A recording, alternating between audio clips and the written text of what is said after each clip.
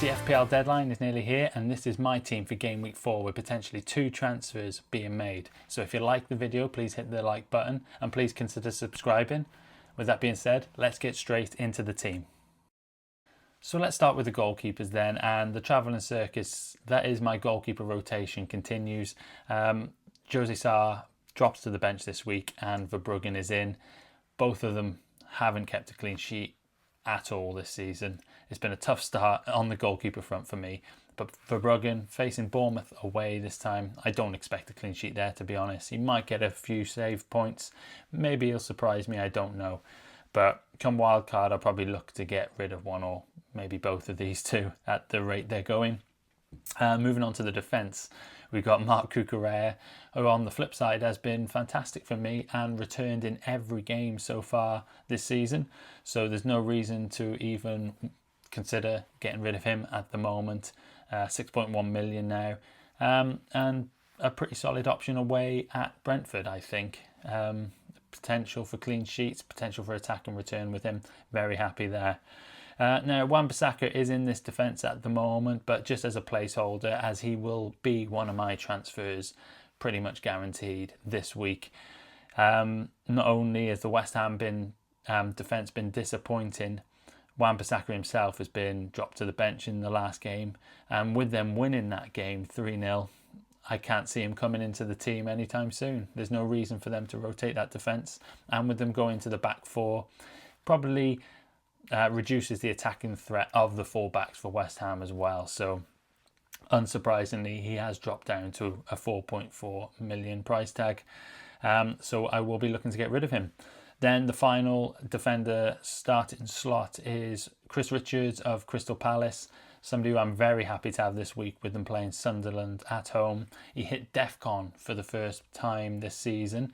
I thought we were going to get a bit more from him, but he's finally got it in the third time of asking. I don't really expect him to hit it in the game, the Sunderland game. We'll have to see how much defending they do. They are a solid defence, but this is a sort of game where Crystal Palace surely would be expecting to have a little bit more of the ball and be on the attacking front foot for the majority of the game. But we'll take what we can get from him. Maybe he can come up with some DEFCON points. Let's hope he can. I would love Munoz, but I'm not in that luxury position where I could really upgrade him, as I've got other issues in the team I probably have to deal with first.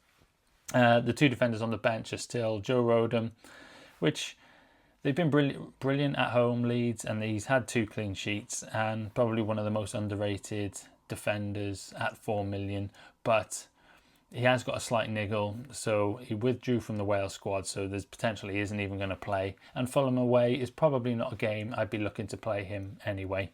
And then Nico Williams, firmly last on my bench, away at Arsenal. I cannot see a clean sheet here for Forest unless they get that new manager bounce with Ange Postecoglou. But Ange is obviously notorious for setting up his team in a very attacking style, so which further cements that I don't feel they're going to keep that clean sheet in that game. Moving on to the midfield now. So my next problem area after Wan-Bissaka is probably Morgan Rogers, and somebody that I will be looking to swap in this game week potentially. Everton away isn't the worst fixture, but obviously that Villa attack and Villa as a whole have really struggled in the league so far this season, with only 1 point and failing to score at all in any of their games, which surprises me with the attacking talent they have available. It feels like it might be a matter of time until they click. It could be soon, it could be against Everton, but with Watkins in my team also, I'm starting to lose patience on a double up in that Villa attack. Morgan Rogers will probably be the one missing out, and I will show you that transfer in a little bit.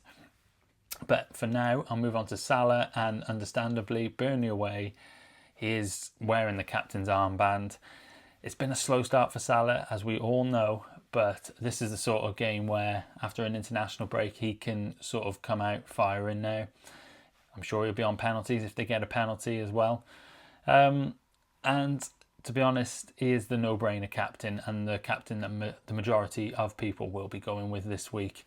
So I don't think there is any chance of me going anywhere else. maybe this is the game for him. All you people that have kept faith with Mo Salah.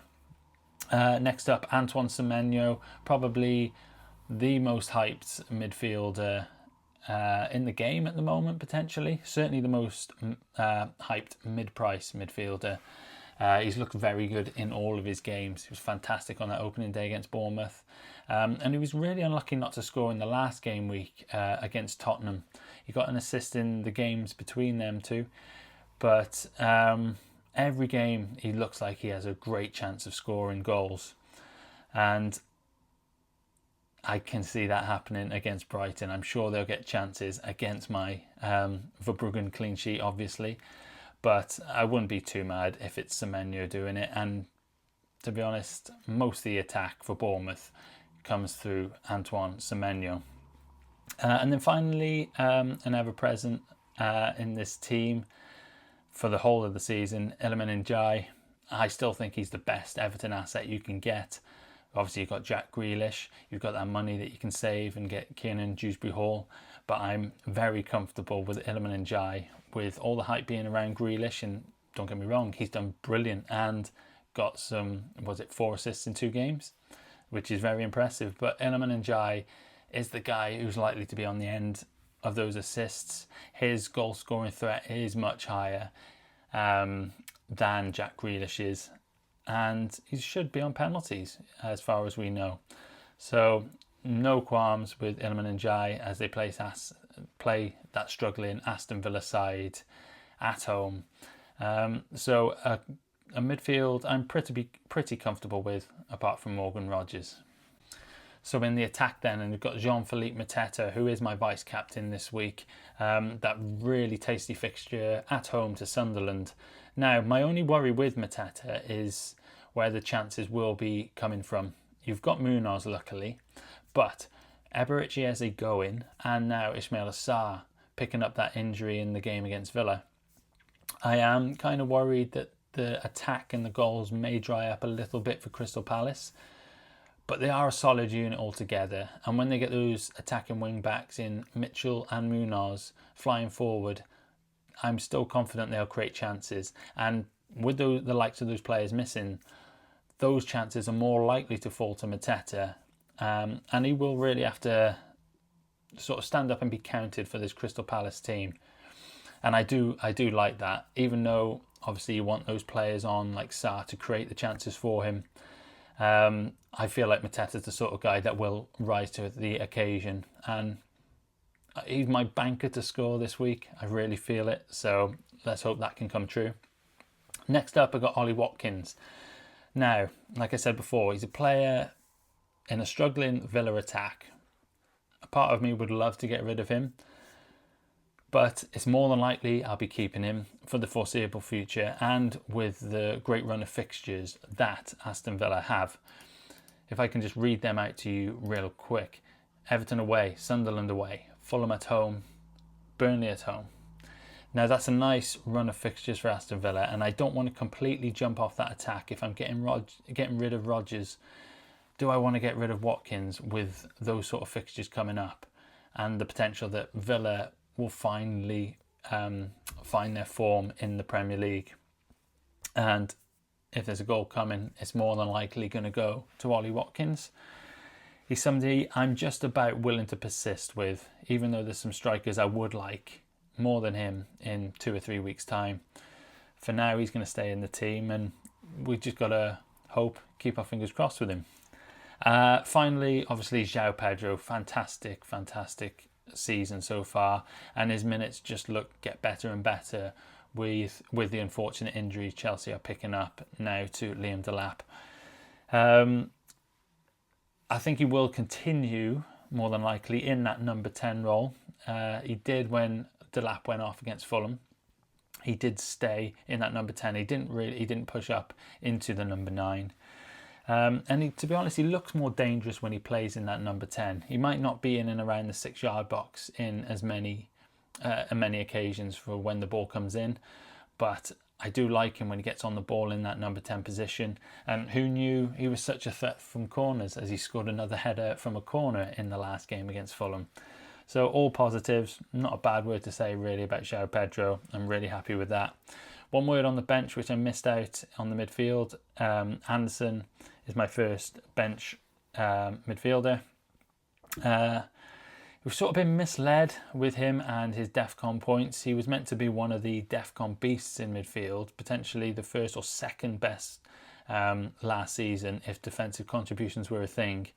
But that hasn't really come to fruition, and he's still to hit him this season, which has been a major letdown. And he's probably somebody in the future or maybe in the wild card. It's not an immediate issue, but on a wild card, he's probably somebody I will look to get rid of. But first on my bench for now anyway. So the fun part now and the transfers. Wan-Bissaka, like I said, is a nailed get rid of for me. And it's going to be Senesi that will be coming in for him. He's been a DEFCON machine so far this season, hitting DEFCON in every game so far. He's sort of taken on a bit of a Dean Huijsen role, who would have been incredible last season for DEFCON, again, if DEFCON was a thing. And he's sort of taken on that role really well. Bournemouth look pretty solid in defence as well, considering they've lost so many players. So I'm really happy with that transfer. If it was last week, I would have gone to a Tottenham defender, but that's how quickly things change. The new flavour of the month now is Senesi, and FPL just moves at that ever quick pace. As always, I'm really glad I held off on that transfer.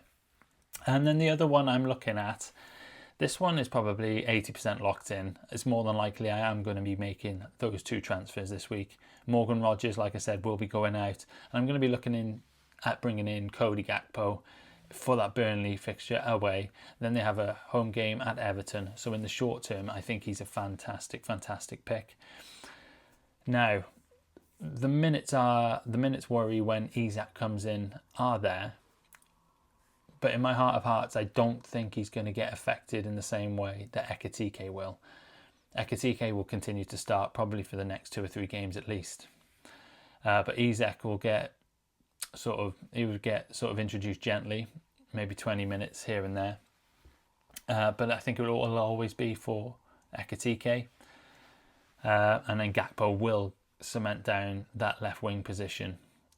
Still remains to be seen whether Ekitike will get pushed out to that left. I'll need to see that to believe it happening. So for now, and especially up until probably wildcard, which will probably be in the next few weeks, in about 2-3 weeks time, maybe game week 6 to game week 8, that'll probably be enough information where I can understand how Isak and Ekitike will fit in around Gakpo in that Liverpool team. So 2 transfers I will be very happy to make and more than likely making this week. So that's my team selection for game week 4. Let me know in the comments who you will be transferring in, if you're making any transfers at all this week. Hit the like button if you enjoyed it and subscribe if you're new for all the upcoming FPL content on my channel. For now, good luck in game week 4 and I'll see you next week for game week 5.